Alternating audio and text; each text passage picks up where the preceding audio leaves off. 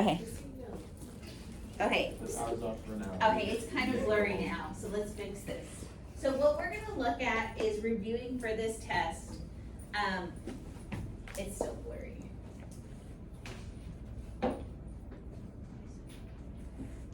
Okay, the reviews kind of changed because our Fed has changed a couple of things on us. So there are 3 functions of money. Do y'all remember the 3 functions of money? Or that was so long ago. Capital. No. Okay, it functions as a medium of exchange. So I could take up my dollar bills today, and actually yesterday I went to HEB and I took up my dollar bills and bought candy. But however, if I were to take up my cupcakes to HEB, my cupcake money, do you think they would accept that? So do y'all get medium of But exchange? if you sold those cupcakes to someone. Who accepted them, that would be a medium of exchange. Can I go up to HEB with all my pennies and pay that way? Yes.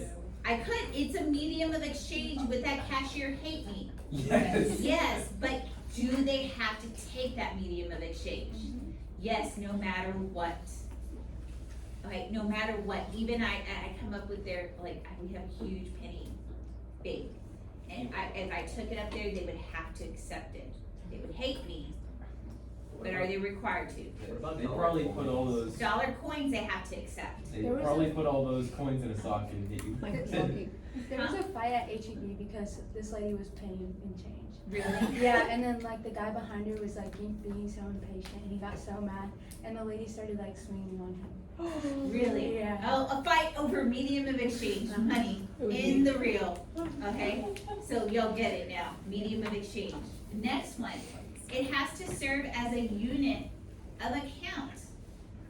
So can I take up my pennies and look at, I was actually looking up candy bags. It's $27 for the 275 piece candy, and I was like, okay. I looked at that and I looked at one for 55. That was only $9.99, and I was like, okay, do I have enough in that unit of account? And I was like, yep, I'll just buy the big 275. And I was able to realize, right, I would have to have, gosh, how many would that be in pennies? Too many, right? They would beat me up at HEB, right? Because of I that saw one medium of video exchange. where a guy bought a car with a wheelbarrow full of pennies. Oh man, that'd be a lot of wheelbarrows, but is it a unit of account? Yes. Remember in Welch's warehouse, what was their medium of exchange? Cigarettes. Did they have a unit of account of how many cigarettes it took to buy that thing? Okay, does it store value?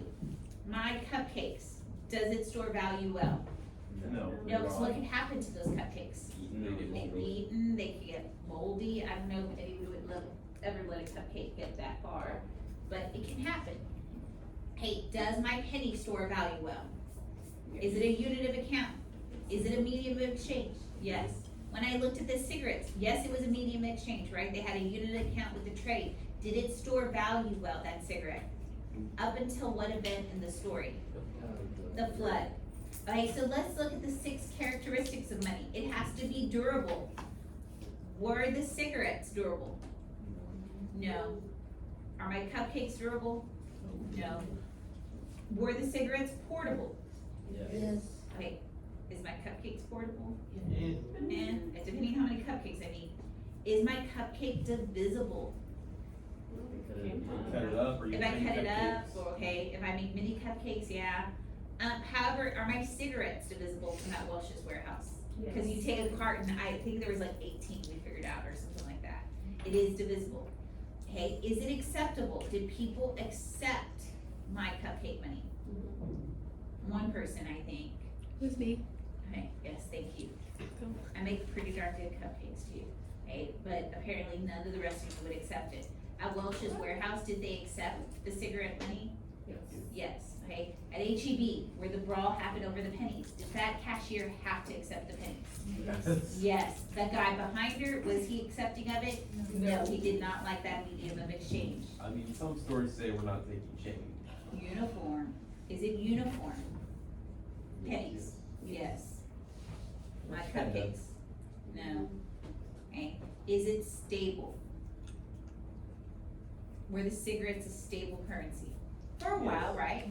Okay, so So, looking at this, most of our money in the US, like if you, my husband, remember when he lost that $50? He still doesn't know that he lost that $50. Remember I told you on this class? He put it in there, it was durable, it came back out, right? Portable in his pocket, divisible, I could break that 50 up into several things. Was it acceptable? Yes, right? Was it uniform? Yeah, was it stable? Even being in the wash, it came out better than what it was before. Okay, so let's look at the value of money. Commodity, it has its own value. So give me an example of something that we just talked about that has its own value. Cigarettes? The cigarettes, my cupcakes, right? And also back in the day, gold, right? You could use that gold to make stuff out of it, right? Okay, representative. It holds value elsewhere. So some examples are your checking account that has a check or your debit card.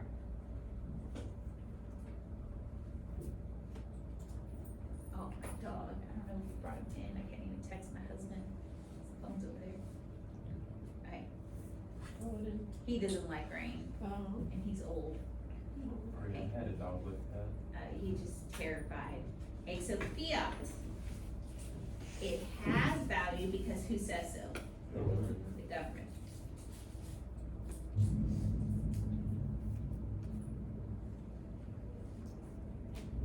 So our dollar bill, what is it? Is it commodity, representative, or fiat? Yes. Our money today, this is our dollar bill. There's nothing backing it, it is fiat.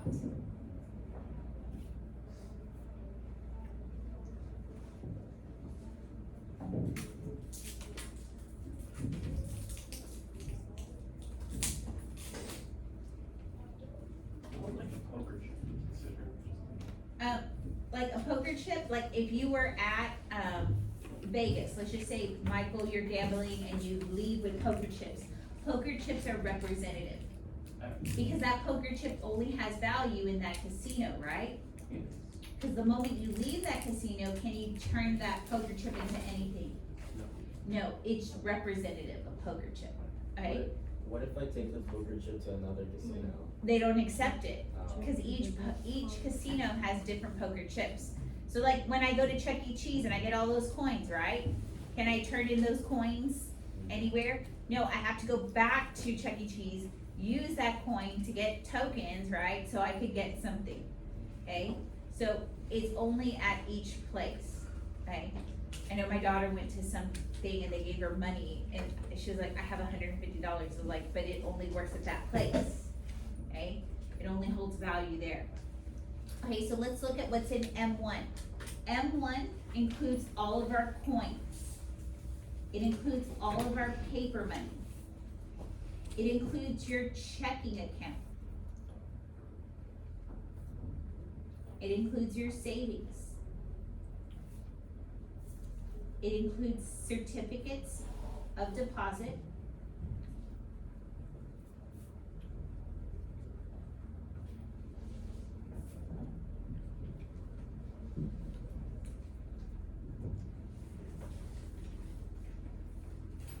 And money market mutual funds, which usually that's what you have your retirement in.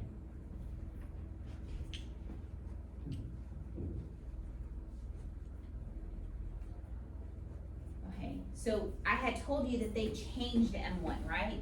That we used to have M1, M2, M3, but just recently the Fed has changed that all of this stuff is in now M1. For example, Ms. Verdeen, like 6 years ago, I used to work in Plano, and I had a money market mutual with them, but because I didn't work with them, they're like, Ms. Verdeen, you now have this money market mutual that you are no longer paying into, and we're not gonna pay into it to you. And they said, you're gonna take that, and now it's released to you. So $37,000 they gave to me. Could that be easily converted into cash? Yes. Yes, within a week, I had $37,000 that they made me take out because I wasn't paying into it anymore, right? So do y'all see how quickly that turned into cash? So when I look at M1, these are things that could quickly turn into cash. M2 is everything in M1 plus time deposits that you have to leave it in there for a time, but it's time deposits under $100,000 and individual retirement accounts. Do y'all want to go into that and get money, your retirement account? When do you wanna get it, like now or later? So is this gonna be a large amount of money? Yeah, so that's what Ms. Berdine did. When they gave me that money market mutual, I took that money and I rolled it over into this IRA. This IRA, is it gonna be tougher for me to get that money out of? Yes. Okay, so which measure is the most liquid? Which one do I have the most access to? M1, but what are the most liquid of M1? I can go in my, what's the most liquid? Let's see what Ms. Berdine has. What is the most liquid? Paper money. Why is this the most liquid? You can get right to it. I can get right to it because this morning I realized my water bottle was frozen, and what did I go do with this money? I bought a water bottle because my other water bottle froze, and so our most liquid is cash, and what else? Let's see. What else is the most liquid? I could, if the soda machine, it didn't take my money. This is not a credit card, it's a what? A debit card. So but my debit card is tied to what? Checking account. But it's not called a checking account, it's called a what? A demand deposit.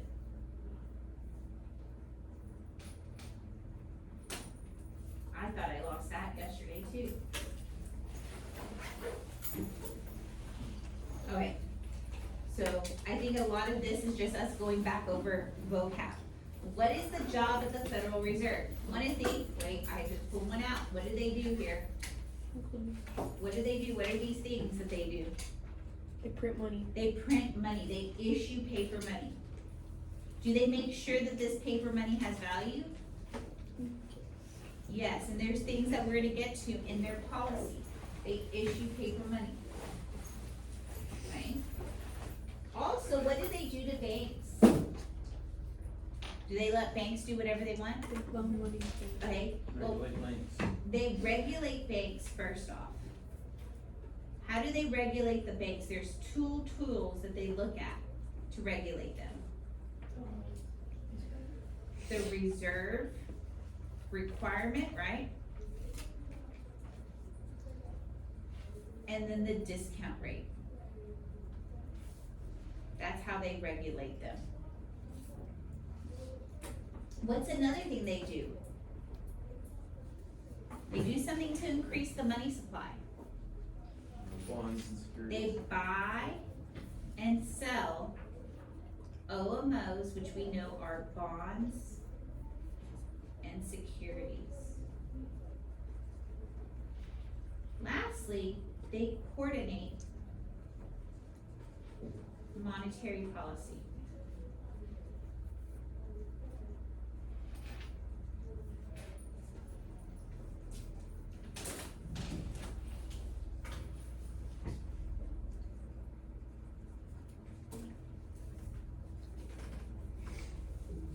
Okay, so what are the tools of monetary policy? That's what we're gonna look at.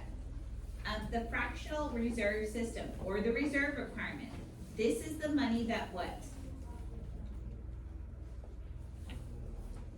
The banks have to keep them. The banks have to keep in their vaults.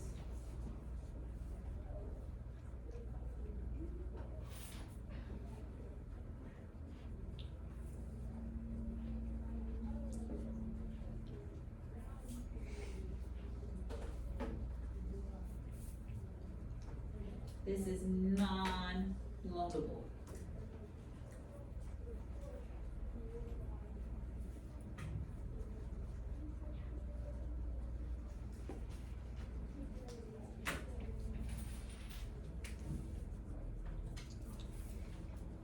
This one, the discount rate, it is the highest interest that the Fed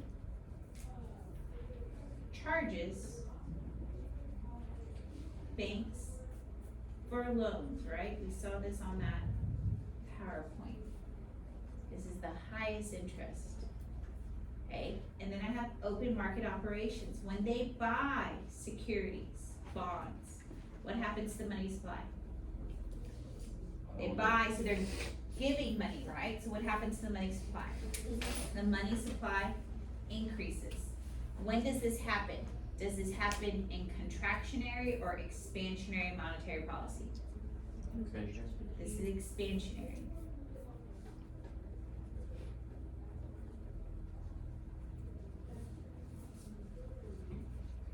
What about sell? What happens to the money supply? The money supply decreases. So when do they do this? Contractionary.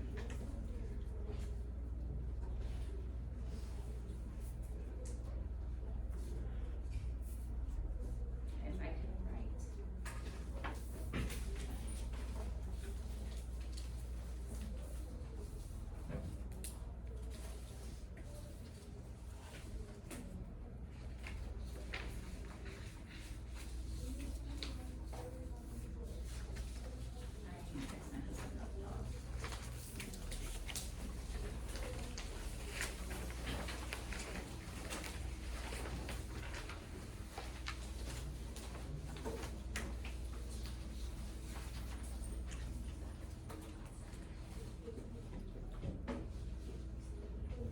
Okay, so let's look at our next side. Our next side is the equations. So do y'all remember how to get the reserve requirement equation? Total times percentage. Okay, so I take the deposit times the percentage, right? Whatever this percent is, right? And that will give me the required reserve. Okay, so give me a deposit amount. 100. Give me a percentage. What was that? 10%. So I take that in decimal form, right? How much is the reserve requirement? How much must they keep of that $100?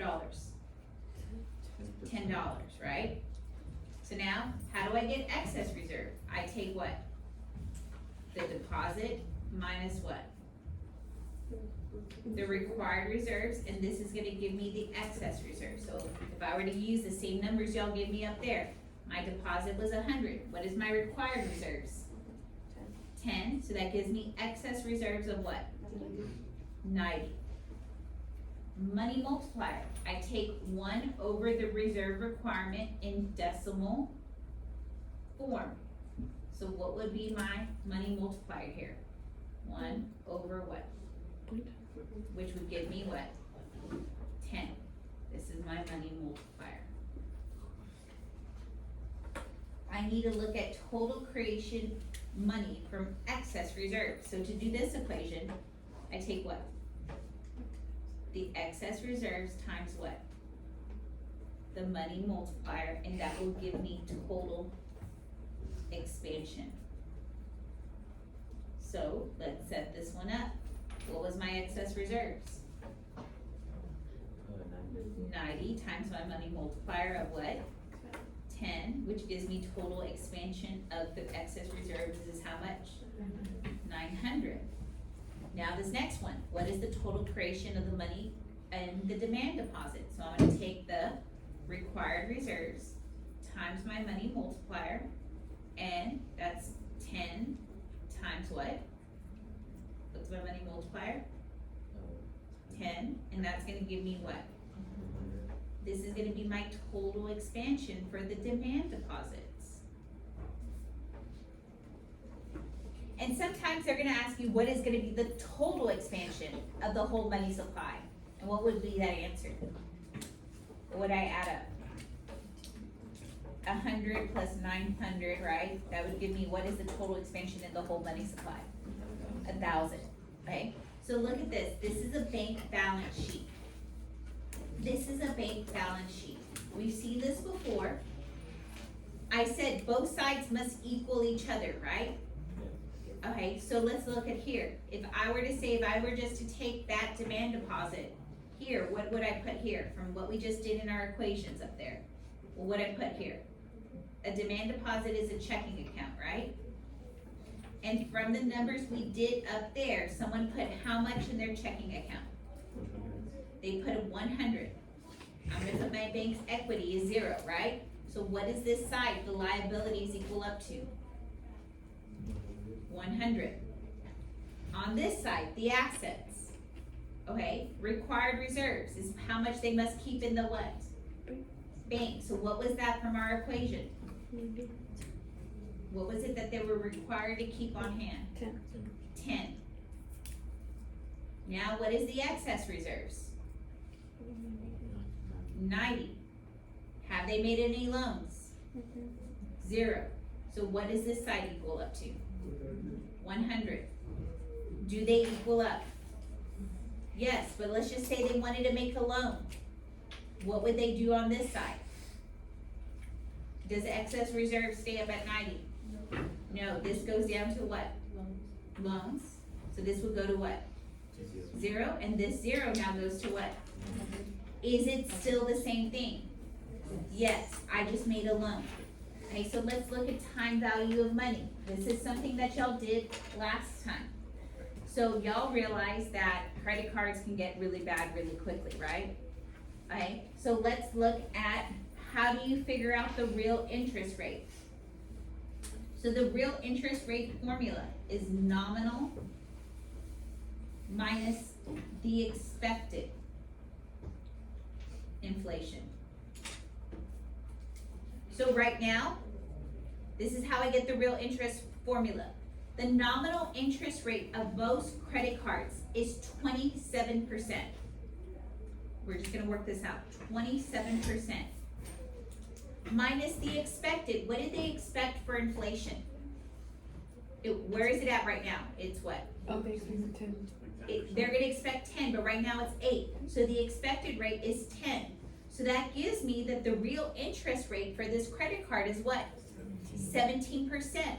A lot of credit card companies are realizing this, that they are not getting as much back. Because what has happened to this number? It's gone up. So a lot of credit card companies, you know what they're gonna do to this 27%? They're gonna increase it to 37%.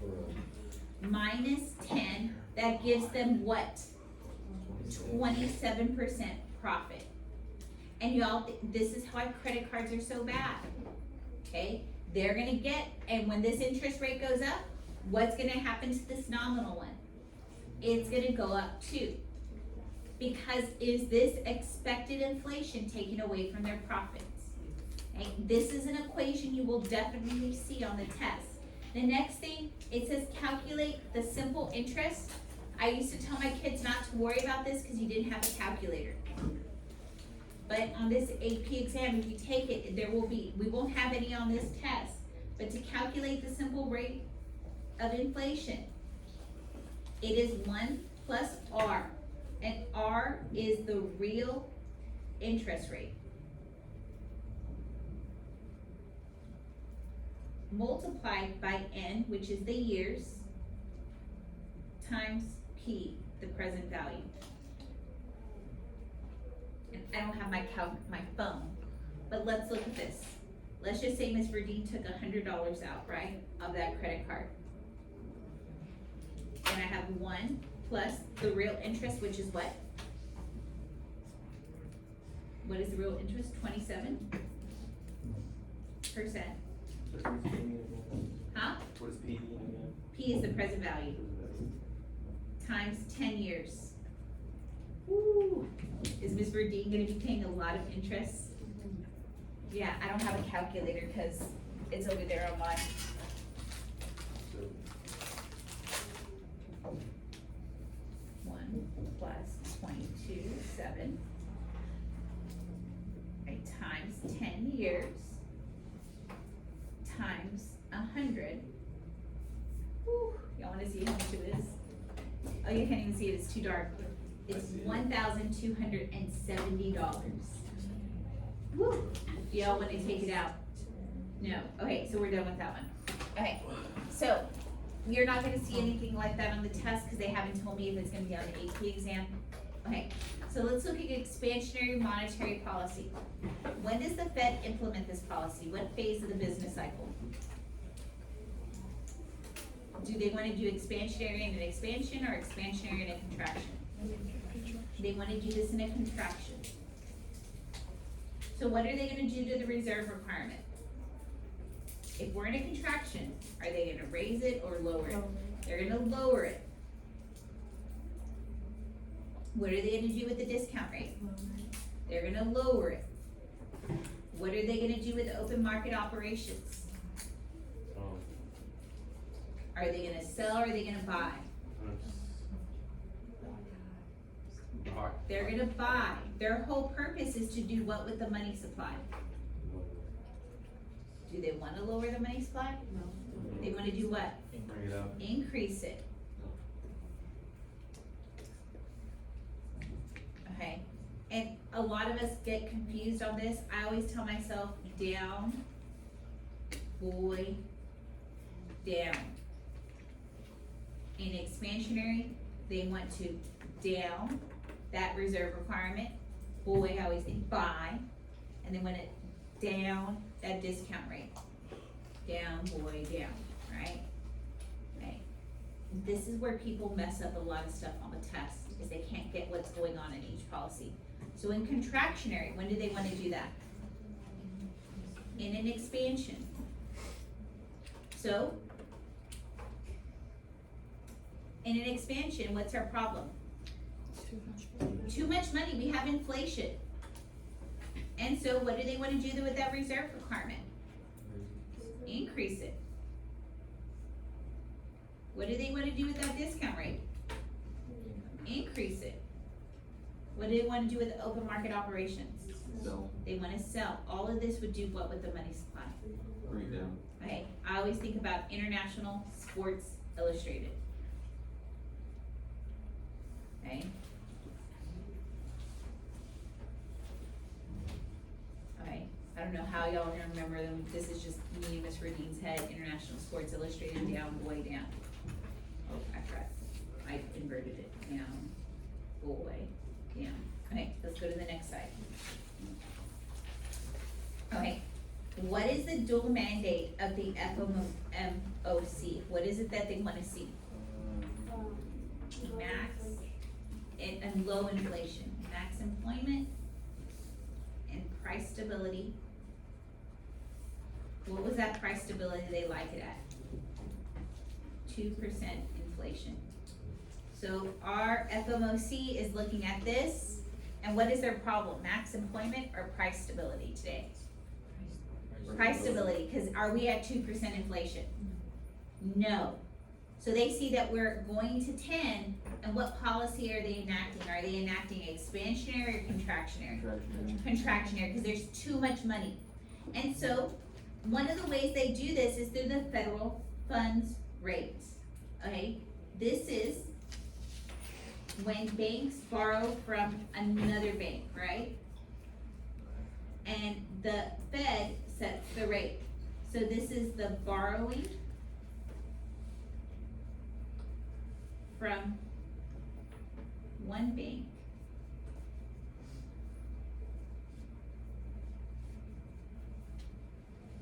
so that another bank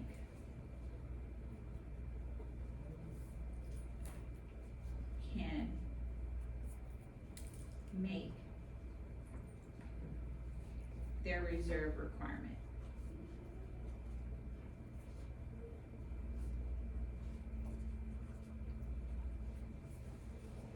And this happens overnight. And if you watch that little video, right, there was taking money from one bank and putting it in another, and the next day opened, and that money went straight back, right? So this is the federal funds rate, it's the borrowing from one bank so the other bank can make their reserve requirements, and it happens overnight. Reserve balance accounts. This is when banks hold excess reserves, but are they held at their banks? They're held at the Fed. and looking at what we've talked about monetary supply, do most of my banks have a lot of extra money? And are they gonna make more money having it in their bank, or are they gonna make more by putting it in the Fed? Putting it in the Fed. And the reason why they make more, they're gonna put their money in the Fed because the interest on reserve balance. This is the interest that banks earn from placing their money, their funds,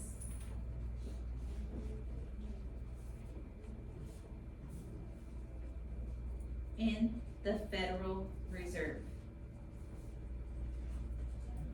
account. And y'all saw this on the video, right? That a lot of banks realize they're gonna make more money by taking this money out and putting it there, right? And keeping it there. So are our banks kind of very rich? Yes, not only do they take your money and use your money in the loan process, but they're also making money at the Fed. And so the FOMC will set the target range for the federal funds rate.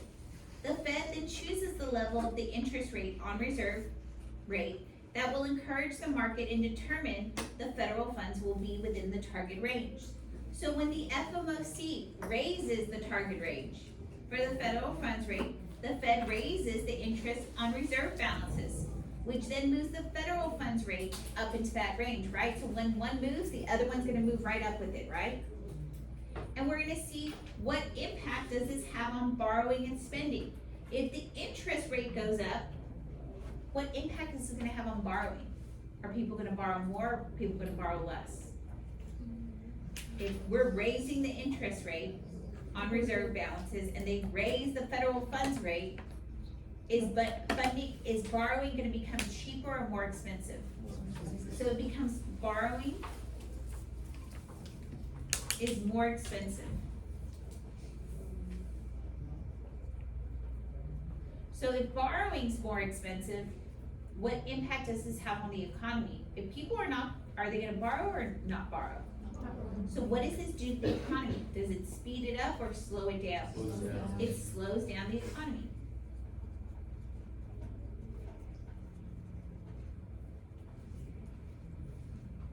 When will the FOMC want to raise the target range? If they need to slow down the economy, what phase of the business cycle do they do this in? They do this in an expansion.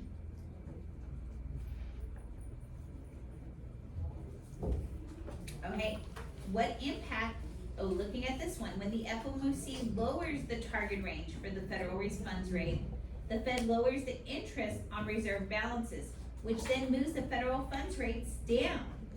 So what's gonna happen to the interest? It's gonna go down, so what happens to borrowing and spending? Cheaper. Borrowing is cheaper.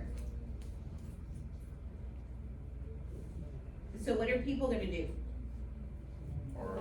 So what does this do to the economy? It expands the economy. Speeds it up, people are borrowing. So when would the FOMC raise the target range? Oh wait, that should be what? Lower the target range. When would they do this? When we're in a contraction.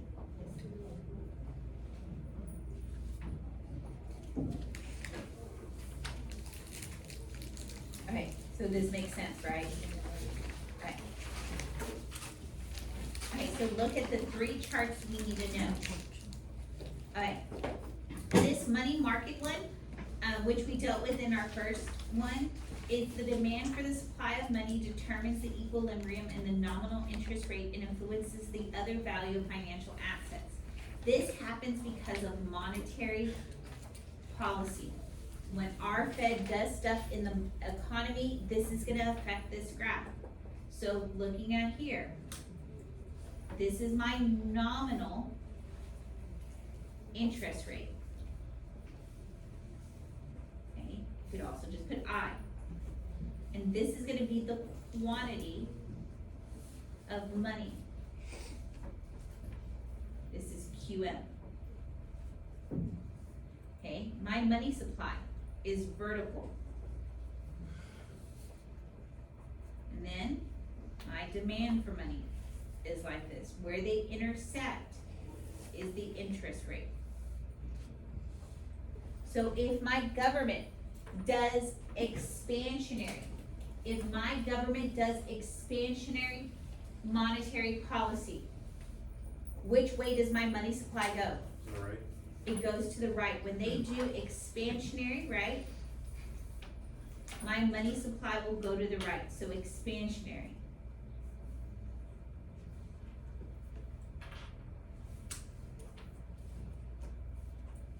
So, when they do contractionary, which way does, it goes to the left, right?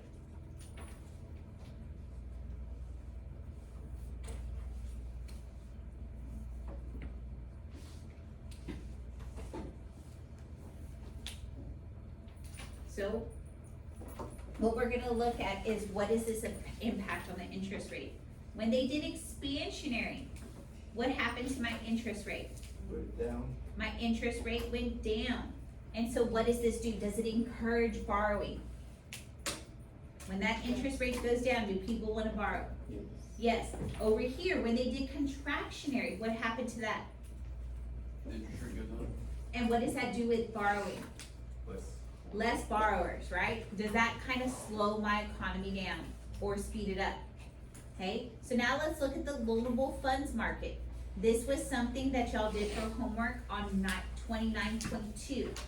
And what we were looking at is the supply of loanable funds and what happens when there's more funds there, less funds there, or more demand and less demand. So when I look at this loanable funds, here's my market. This is the real interest rate. This is I. And then this is my quantity of loanable funds.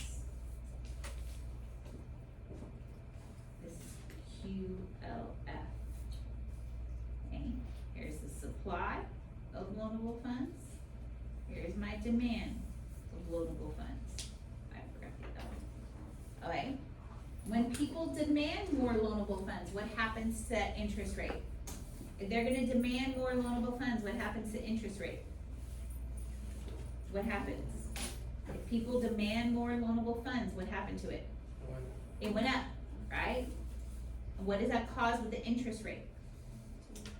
The interest rate increases. Okay? When the demand for loanable funds goes down, what happens to that interest rate? Goes down. And what did our Fed just do with that interest rate? What did they do to the interest rate? Did they lowered it during COVID, right, to increase the demand, right? But now, what did the Fed do with the demand for loanable funds? They increased it, so are people gonna demand as less? The interest rate.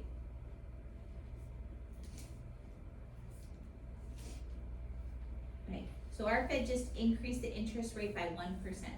Are people gonna wanna demand them? No, during COVID, they decreased that interest rate to what? 0%. Okay, my last graph. This is my monetary policy with ample reserves. This is when our banks have a lot of money. Do our banks today have a lot of money? Okay, when I look at banks that don't have a lot of money, I look at a limited one, which is the money market. But most banks in America will be this one. So when I'm looking at this monetary policy, I'm gonna look over here at the policy rate, and there's a lot of different policy rates, right? And then the quantity of reserves. Okay, do our banks have a lot of reserves? Yes, right, they do. Okay, so y'all probably saw the graph, it looked like this. And here's my supply. Here's my demand. Okay, each one of these, there's other little lines that go with this. Okay, one of the things I think AP wants you to, this is a new graph AP is introducing. I think they want you to be able to understand where the rates are. My top rate right here is the discount rate. And this is the highest interest charged. Do you think any banks want to get that discount rate? Do they wanna be charged that rate? No, why not? They're losing money, okay? So then, my Fed has 3 different, rates that they could add. I'm gonna try to get some markers out. Okay, my first one, it's a little bit higher. This one is the interest on reserve balances. Okay, that is higher than most, right? So do people want to put their money in the Fed? If you're a bank, do you wanna keep your money in your bank or do you wanna put it in the Fed? The Fed, cause what is up with that interest rate? It's down, lower than, Yeah, but are you getting paid more? yes. Okay, so they wanna put it in the Fed. The next one is this federal funds rate.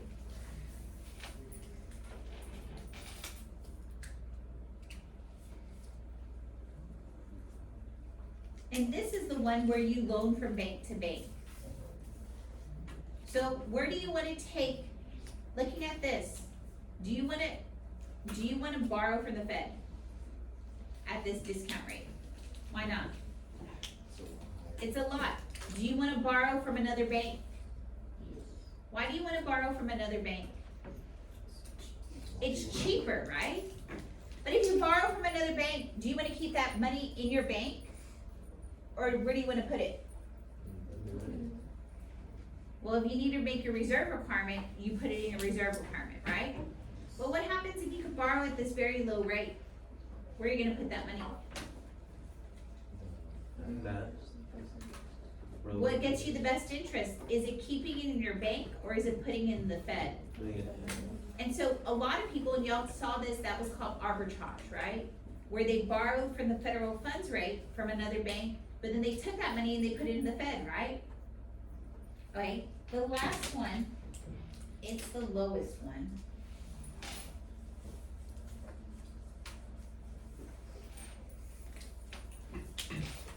And this is the reserve rate percentage. And this is a floor for the federal fund rate.